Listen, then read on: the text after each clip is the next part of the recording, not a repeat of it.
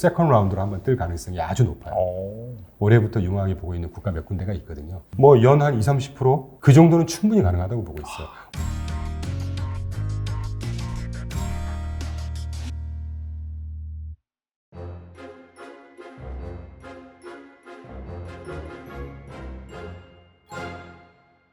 그리고 이제 반도체 얘기를 좀 할까 하면요. 워렌 버핏이 최근에 TSMC를 투자를 했잖아요. 네. 그러면서 반도체 바닥론이 좀 고개를 들고 있는 상황인데, 네. 근데 사실 그 실적 관점에서 본다라고 한다면 올해 3분기부터 본격적인 감익 사이클이거든요. 네. 4분기 안 좋고 내년엔 더 안 좋다. 그런 네. 얘기가 있어요. 특히나 이제 SK 하이닉스 제가 컨센서스를 보니까 올해는 조단위 영업이익인데 내년엔 뭐 1천억? 네. 근데 그 얘기는 뭐냐면 시장 안 좋아지면 마이너스 날 수 있다 그 얘기거든요. 그렇죠. 90 몇 %가 감소해버리니까. 네. 그래서 지금 상황에서 약간 좀 잃은 것이 아닌지, 뭐 삼성전자나 국내 주식 같은 경우에도 반도체 비중이 큰데 이 반도체 주식을 현재 관점에서 어떻게 보시는지 좀 궁금합니다. 지금은 조금 잃은 상태라고 보고 있고요. 뭐 저희가 직접 기업 탐방을 가지 않았으니까 네. 해외 이제 미국 기준으로 했을 때 네. 이제 보고서를 기준으로 보잖아요. 근데 여러 보고서들이 이구동성으로 아까 말씀 주신 대로 내년도에 실적이 더 많이 빠질 거다라는 걸 다들 이구동성으로 얘기를 하더라고요. 그러니까 그럴 수밖에 없는 게 글로벌 경기는 어쨌든 위축되고 있고, 그 다음에 소비 심리도 또 위축되고 있고, 더군다나 소비가 미국 전체적으로 그러니까 견조하긴 하지만 소위 그 듀어러블 굿스, 내구재 소비에서 서비스로 지금 다 옮겨가고 있지 않습니까? 그럼 내구재 소비 대상 품목 중에 하나는 반도체인데 이 반도체가 직격탄을 맞는다는 거죠. 그러나 아까 제가 다른 그 로봇이라든가 사이버 말씀드리면서 반도체도 말씀드렸지만 산업용 수요는 여전히 견조할 거라는 거예요. 그러니까 이게 물가 상승에 의해서 축소된 마진을 어떻게든 회복을 하려고 할 거고, 그러면 자동화, 로봇, 빅테크, 기술 혁신 이런 데가 이제 보물처럼 나올 겁니다. 그러면 그 핵심들이 다 반도체거든요. 이제 메모리로 들어가서 뭐 예를 들면 TSMC 같은 경우는 쉽게 표현드리면 파운드리만 전문으로 하는 회사잖아요. 그렇죠. 그냥 설계, 생산만 해 회사고, 잘 아시는 삼성전자는 기술 개발하면서 파운드리를 같이 하는. TSMC가 지금 파운드리 시장에서 마켓 쉐어가 58%고 삼성전자가 파운드리 시장에서의 마켓 쉐어가 18%. 네. 그런데 파운드리가 이 TSMC가 저희는 사실 단기적으로는 삼성이냐 TSMC가 좀 좋아 보여요. 왜 그러냐면 최근에 아까 누누이 말씀드린 대로 전기차나 AI라든가 뭐 자율주행 이런 테마들이 계속 업종들이 뜨고 미국의 어떤 법으로 지금 투자를 계속 예고하고 있고 이제까지도 많이 화랑이었었고 좋았고, 그럼 거기에 가장 수혜를 많이 보는 회사가 저희는 TSMC라고 판단을 하고 있고요. 그리고 상대적으로 가볍고 네. 뭐 퍼 같은 경우도 지금 한 14.5배. 근데 이제 성장성을 좀 더 번도하는 얘기겠죠, 시장에서. 네. 근데 삼성전자는 좀 무겁죠. 뭐 저희 주가가 네. 미국 시장 기준으로 삼성전자가 지금 1,150불 정도 하고 TSMC가 지금 한 53불 정도니까 훨씬 가볍다는 거고요. 시가총액 같은 것보다도 약간 그 각 주가의 액면 그 자체로도 좀 중요하다 그렇게 보시는 건가요? 그럼요. 삼성전자가 왜 액면 분할을 몇 번 했겠습니까? 그러니까 액면 분할 안 했으면 지금 한 300만 원짜리잖아요. 맞아요. 네. 그러면 이제 시장 수급도 영향을 받겠죠. 그런 것도 있을 거라고 보고 있고. 그리고 이제 저희가 보는 TSMC와 삼성전자 둘 중에 하나 선택하라고 한다면 단기적으로 TSMC라고 보는 것은 아까 뭐 전기차라든가 그 인공지능, 자율주행의 어떤 직접적인 수혜를 더 많이 받는 쪽이 TSMC라고 보고 있고, 또 하나는 미국이 지금 이제 온쇼어링, 리쇼어링을 하고 있잖아요. 맞아요. 미국은 사실 지금 반도체 하나 생산할 수 있는 시설이 없어요. 그러니까 외국 파운드리사들을 다 끄집어 와서 우리나라에서 해라고 지금 계속 온쇼어링을 법으로 만들어서 하고 있는데, 네. 뭐 이제 생산할 수 있겠지만 제가 극적으로 표현해서 제가 생산할 수 있는 시설이 없다고 그랬는데, 그럼 그런 과정에서 직접 파운드리만 할 수 있는 회사냐, 설계하고 기술력을 같이 개발을 하면서 이 경쟁을 하는 회사냐라고 할 때 미국 입장에서 설계하는 미국 경쟁 입장에서 볼 때 어떤 회사가 좀 편하겠습니까? 그냥 설계만 하고, 설계는 니네가 해, 우리가 제조만 할게. 그렇죠. 라는 회사가 훨씬 편하겠죠.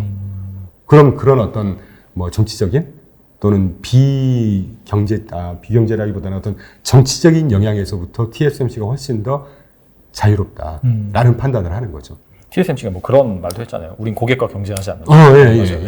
맞아요. 제가 그 기억이 안 났었는데. 네. 그러니까 그런 것도 은근히 영향을 많이 미치죠. 근데 삼성전자는 아시겠지만 기술 발전을 병행하면서 경쟁을 하는 회사지 않습니까? 맞아요. 네. 그러니까 저도 삼성전자 진짜 잘 됐으면 좋겠어요. 잘 될 거라고 보고 있고. 그런데 이제 냉정하게 따지면 TSMC가 조금 더 모멘텀은 있지 않을까. 그런데 그걸 떠나서 이제 반도체 전체로 보면 반도체는 사실 이게 좀 장기로 접근해야 하는 테마인 것 같아요. 그렇죠. 네. 그래서 이게 좀 시클리컬하게 움직이지 않습니까? 시큘러하게. 네. 근데 지금은 이 사이클이 조금 더 떨어지는 사이클이고, 근데 아까 요즘이 말씀드렸지만 뭐 4차 산업혁명, 어떤 R&D 투자에 의해서 경제구조, 사회구조가 바뀌는 요 타이밍에 전방위에 다 쓰이는 게 반도체이기 때문에 4차 산업혁명, 빅테크 뭘 꼽아본들 거기에 반도체 영향 받지 않은 업종이 없어요. 그래서 반도체 투자는 여전히 유망하다고 보고 있는데, 다시 타이밍이라고 한다면 아까 제가 모두에 말씀드린 대로 내년 초반에 시장 흔들리면서 저점 형성할 때 그 정도가 아닐까 싶어요. 알겠습니다. 그리고 지금 현재 한 1억 정도가 있다라고 네. 한다면 이 포트폴리오를 좀 어떻게 꾸리면 좋을지 말씀해 주시면 좋을 것 같습니다. 네, 아주 좋은 질문 해주셨는데 이제까지 조금 뭐 이겠다 저겠다 했다면 랩업하는 차원에서 말씀드리면, 네. 지금은 여러 가지 기대감 또는 우려감이 혼주되어 있어서 차피한 시장. 그래서 그런 차피한 시장이 올 거고 내년 상반기 중에 저점이 올 거라고 한다고 하면 지금 미리 조금 들어가서, 그렇다고 뭐 위험자산을 너무 많이 그냥 위험자산으로 풀리 그냥 실는 거는 조금 변동성에 노출이 될 것 같고, 지금 비중을 굳이 제가 추천을 드리면 주식 20%, 채권 20%, 실물 대체자산, 리얼리턴이라고 하죠. 한 25%, 헤지펀드 한 25% 정도. 그리고 현금, 금 이런 것들 한 10% 정도. 왜냐하면 금을 내년에 이제 경기가 뭐 감속이든 후퇴든 간에 그런 상황이 오고 페드에서 금리를 피벗한다는 사인 오거나 실제로 피벗을 하게 되면 금 가격은 제가 볼 때 세컨 라운드로 한번 뜰 가능성이 아주 높아요. 풀린 돈 어마어마하게 많아. 인플레이션이라는 거는 돈값이 싸졌다는 거지 않습니까? 맞아요. 그러면 네. 금에는 아주 좋은 상황이거든요. 근데 금 가격이 제가 실물도 갖고 있으면서 한 10년을 쭉 갖고 보니까 금 가격은 되게 눌려 있어요, 지금. 그래서 내년도에 피벗에 대한 어떤 기대감 또는 피벗한 타이밍, 금리가 다시 멈추거나 내리는 타이밍이 오면 금은 한번 점프업하는 타이밍이 분명히 오지 않을까. 그래서 뭐 금을 막 20, 30% 실는 거는 수익에 또 기여하는 바가 별로 없기 때문에 평소에. 그래서 이제 현금 또는 금을 한 10% 정도 가져가면서 내년 상반기 좀 버티다가 내년 상반기 저점 딱 확인되면 저희는 이제 그때 뭐 국가 노출 같은 것도 좀 시키려는 생각이 있고요. 예, 국가가 어디라는 거는 굳이 제가 말씀 안 드리겠지만 저희가 아주 유망하게 보고 있는, 작년 올해부터 유망하게 보고 있는 국가 몇 군데가 있거든요. 약간 신흥국 쪽인가요, 그러면? 네, 신흥국이죠. 그러니까 이거 그런 거죠. 글로벌 공급망이 재편되면서 중국이 떨어져 나가면서, 그러면 어떤 식으로든 공급망을 만들어 놔야 되거든요. 그렇죠. 그럼 대안이 될 국가가 어딜까? 뭐 사실 동남아 뭐 인도라든지 뭐 뻔하거든요. 그렇죠. 네, 베트남이라든지 그렇죠. 제가 실제 이제 급여 생활할 때 증권회사 몇 년 전에 그 ISA 포트폴리오도 그 인도 짜서 되게 수익률이 괜찮았던 기억이 있습니다. 그러니까 예를 들면 뭐 인도일 수도 있는 것이고, 뭐 인도네시아가 될 수도 있는 것이고. 그렇죠. 저는 개인적으로 멕시코 이런 데 되게 좋고 보거든요. 아, 멕시코요? 네. 거기 하긴 미국 바로 밑에 있으니까 인건비도 미국은 싸고. 미국 하나만 보면 안 되고요. 투자나 경제 개념으로 보면 캐나다, 미국, 멕시코가 한 경제 덩어리예요. 생산 공장 역할을 하는 것이죠. 예. 그런 차원에서 멕시코도 되게 좋게 봐요, 저희는. 그러니까 예를 들면 그런 식으로. 네. 그 금 같은 경우는 사실 대표적인 인플레이션 해지 자산이라고 하잖아요. 네. 근데 최근에 인플레이션이 막 엄청나게 발생을 했을 때 사실상 상대적으로 주목을 못 받았고, 그 이유를 잘 살펴보면은 달러가 워낙 강세였기 때문에 그렇죠. 사실 그것 때문에 눌려 있었단 말이죠. 그렇죠. 근데 반대로 이제 피봇이 내려가면은 피봇이 선언이 되면은 사실상 이제 달러 가치가 내려갈 수 있는 부분이 있는 거고, 그 부분은 사실 인플레가 약간 낮아진다 하더라도 달러 가치 하락분 때문에 약간 좀 금이 상대적으로 각광을 받을 것이다. 그 논리신가요? 그러면? 크게 보면 맞는 논리인데 한 가지 제가 더 부연 설명드리고 싶은 거는, 네. 달러는 한 단계 레벨업이 될 거예요. 물가도 레벨업이 될 거고. 네네. 전 세계 분업화가 조금 깨지고 이러면 조달하는 비용 자체가 한 단계 높아지지 않겠습니까? 그렇죠. 그리고 인구도 워낙 많아진 데다가 기후 문제라든가 뭐 이런 것들 때문에 원자재 안에는 농산물도 들어가 있고 이러면 이 가격 자체가 뭐 폭등을 하지는 않을지 모르겠지만, 그러니까 이를테면 뭐 우리가 시장을 정확히 맞출 수는 없지만 과거 한 10년 평균 원달러 환율이 얼마라고 할 수 있을까요? 1,100원? 1,200원? 1,150원. 1,150원? 그 정도? 자, 1,150원이었다. 네, 네. 1,150원보다는 분명히 비쌀 거예요, 이제. 이를테면 1,250원 또는 저희끼리는 1,300원에서 한 1,350원 정도가 앞으로의 평균이 될 거라고 보고 있는데, 그러니까 그러니까 물가도 올라가, 그러면 달러 값도 다시 올라가. 이제 그렇게 보고 있고. 근데 방금 이제 사회자님께서 말씀하신 것 중에 하나가 달러 값이라는 게 계속 가는 거 아니지 않습니까? 그렇죠. 이번에 브루킹스 연구소, 그다음에 노동 고용 보고서 발표되는 거 보고 그냥 달러 값이 확 빠져버리잖아요. 그러니까 그런 타이밍이 분명히 온다는 거죠. 피벗 기대감 시기든 아니면 피벗이 실제로 되는 시기이든 간에 그런 타이밍이 오게 되면 금값은 한번 뭐 폭등까지는 아니겠지만 한번 스케일업이 되는 시기가 올 거다. 그리고 아무리 그 금리를 올려서 시중의 자금을 옥죄고 줄인다고 해도 기본적으로 풀려 있는 돈 자체가 한 단계 스케일업이 돼 있는 건 분명하거든요. 그러면 금에는 우호적인 상황인 거죠.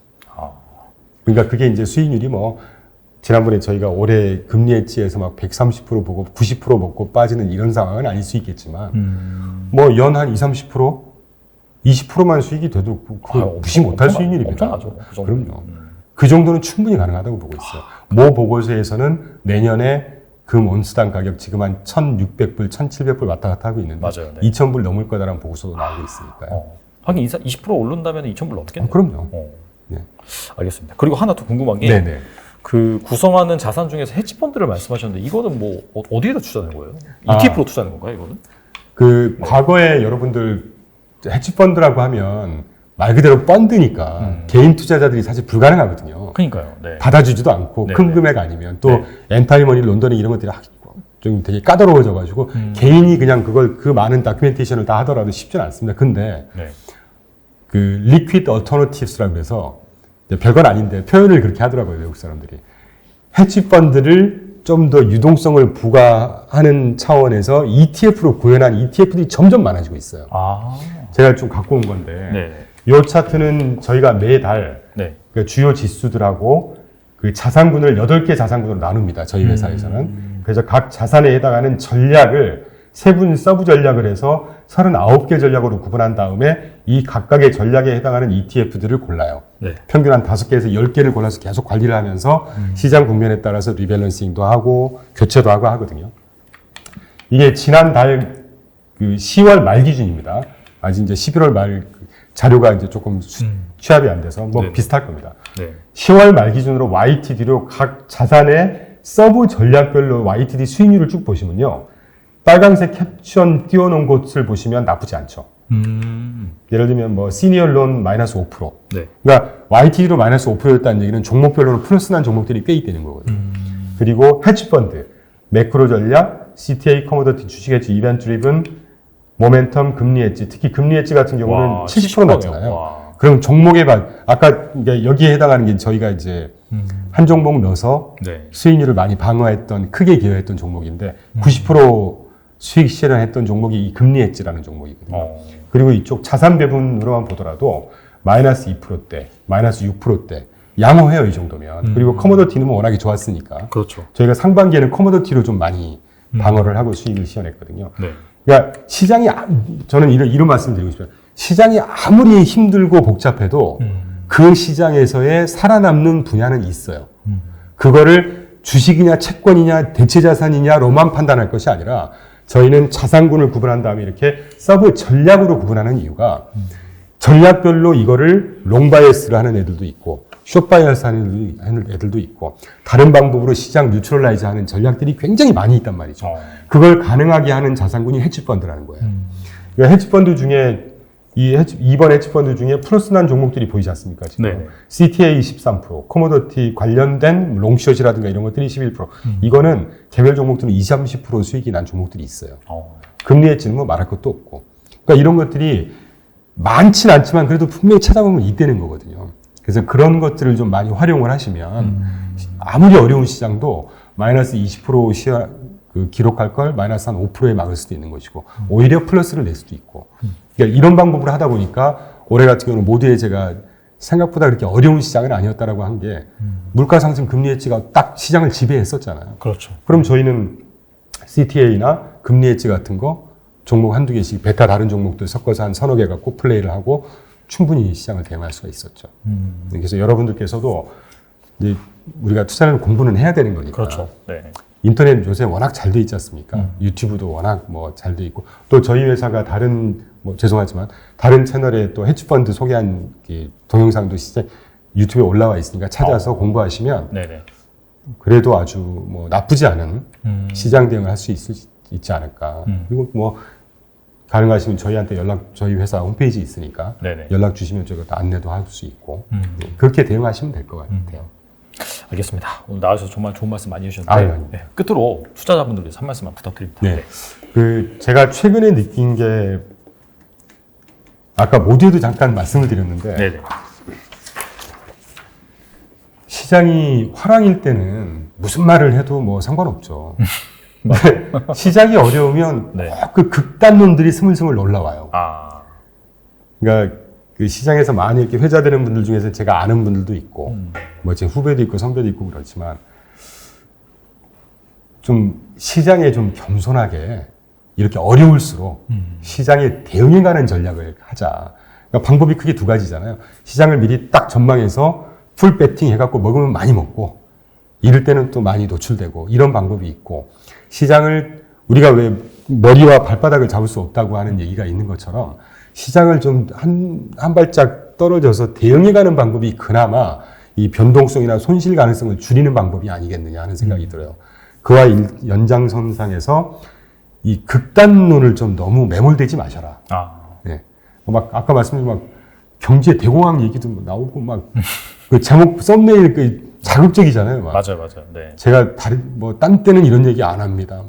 이 말씀 안 들으시면 쫄딱 망합니다. 네. 그러니까 그런 그 레토릭들에 너무 현혹을 이 되면 이 냉정을 잃게 되고 또 시장이라는 거는 경제 대공황 이런 거 안 옵니다. 경제 대공황이라는 거 뭐 이런 거를 함부로 얘기하면 안 되죠.